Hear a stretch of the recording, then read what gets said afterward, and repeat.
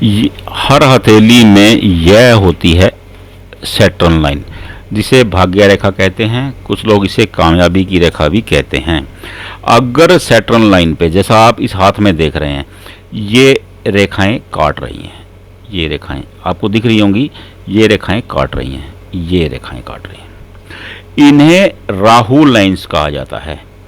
विशेषकर जो ये रेखाएं होती हैं, ये 25 साल से 45 साल तक की एज में ऐसी रेखाएं पाई जाती हैं।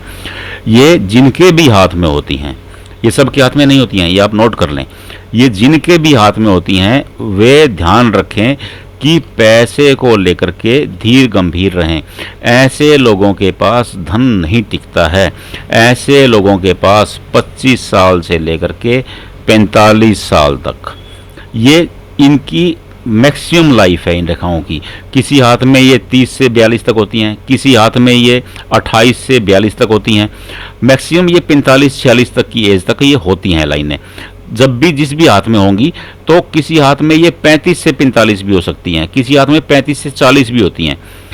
तो अनेक हाथों में अमूमन मैं आपको ये बता रहा हूँ कि ज़्यादा से ज़्यादा ये 25 से 45 साल तक होती हैं। जब जिसके हाथ में ऐसी रेखाएं काटती हों, भाग्य रेखा को, सैटर्न रेखा को, आप इस रेखा को चाहे शनि लाइन कहें चाहे भाग्य रेखा कहें, अगर ऐसी रेखाएं काटती हैं तो खर्च को लेकर के बहुत संजीदा रहें।